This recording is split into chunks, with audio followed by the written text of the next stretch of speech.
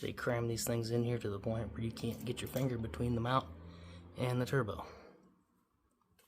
And then